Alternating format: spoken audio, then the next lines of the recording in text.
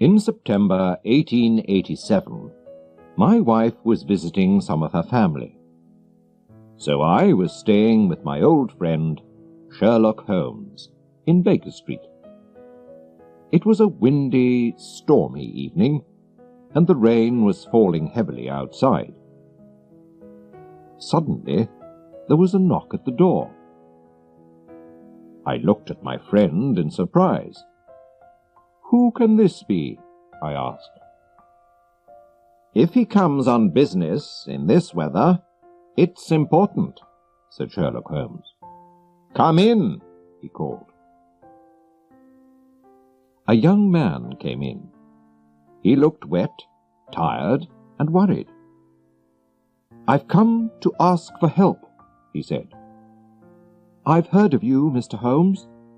People say you know everything. I don't know what to do." "Well, sit down," said Holmes, "and tell me about yourself." The young man sat down and put his wet feet near the fire. "My name is John Openshaw. My father, Joseph, had a brother, my uncle Elias, who went to live in America when he was young. He made a lot of money there. He didn't like the black Americans, so during the Civil War, he fought against the men from the North and with those from the South. But when the South lost the war, and there was equality for black people, Uncle Elias left America. So, in 1869, he came back to England and went to live in a large house in the country. He was a strange, unhappy man. He did not want any friends, John Openshaw went on, and he often drank a lot. But he liked me, and when I was 12, I moved to Uncle Elias's house. He was very kind to me. I could go anywhere in the house. But there was one small room at the top of the house which was always locked. Nobody could go into this room. One day, Uncle Elias got a letter from Pondicherry, in India. "I don't know anyone in Pondicherry," he said. But when he opened the envelope, 5 little orange pips fell onto his plate. I began to laugh, but stopped when I saw my uncle's white face. "K, K, K," he cried. "Oh, my God! My God, they've found me!" "What do you mean, Uncle?" I asked. "Death," he cried, and ran upstairs. I looked at the envelope, which had 3 Ks on the back. There was no letter. Who sent it? And why was my uncle so afraid? Uncle Elias went immediately to the secret room and took out a box, which also had 3 Ks on it. He burnt all the papers in the box and said to me, "John, I know that I am going to die soon. My brother, your father, will have all my money and my house after my death, and you will have it all when he dies. I hope you can enjoy it, but if not, give it to your worst enemy. I'm afraid that my money brings death with it." I didn't understand what he meant, and nothing happened for a few weeks, so I did not feel so worried. But my uncle was very afraid. He stayed in his room most of the time, and drank more than before. He always locked all the doors carefully.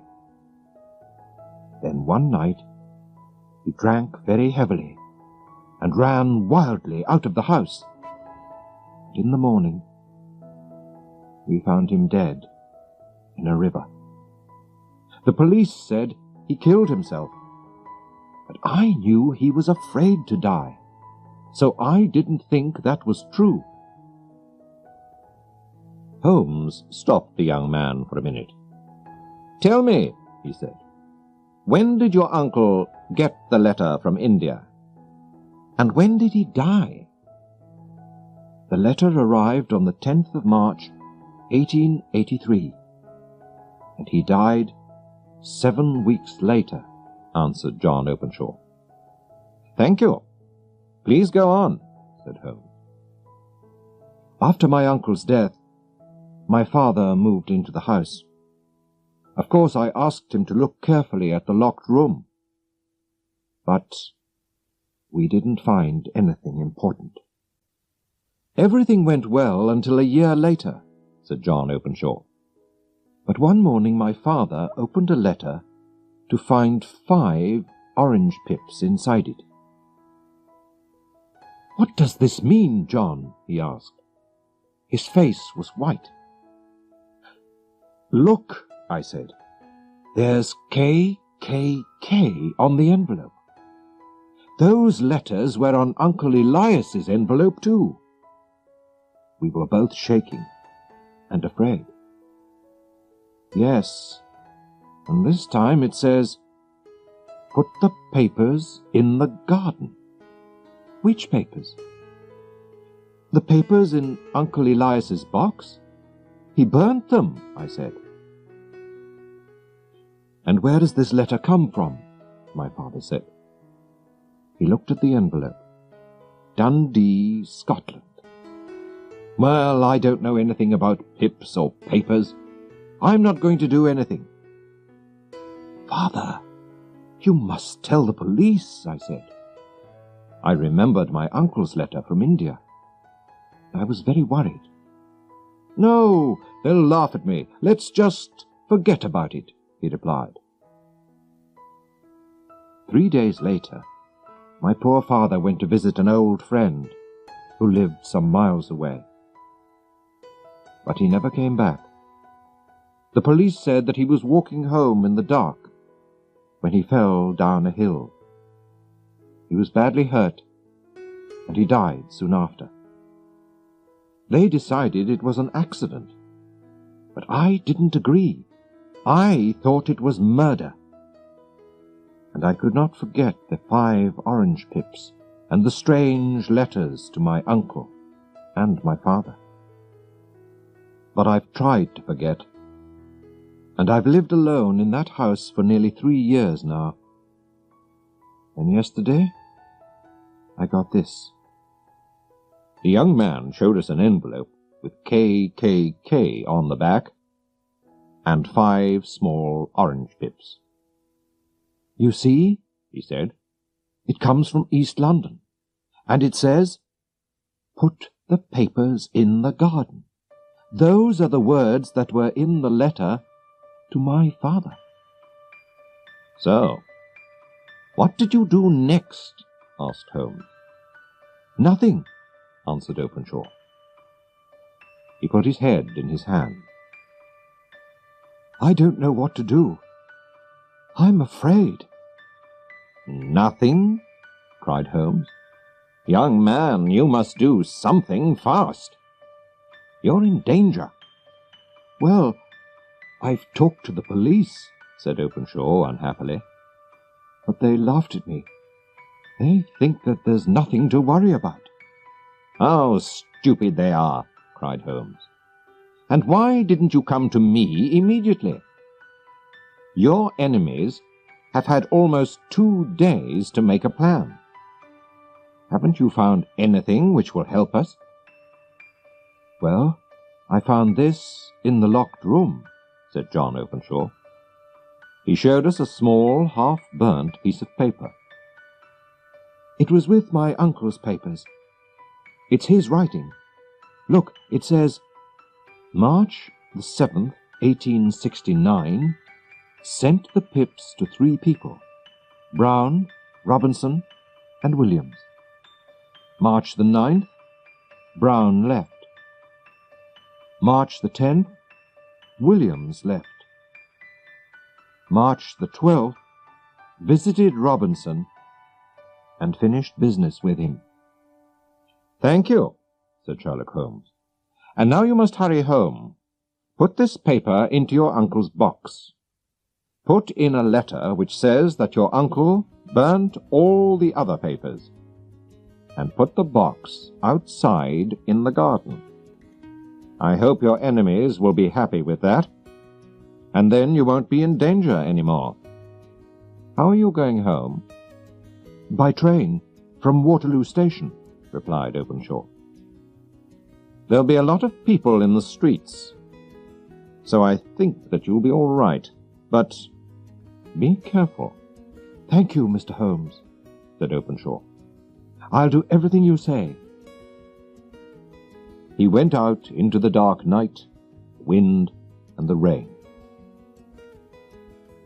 Sherlock Holmes sat silently and watched the fire.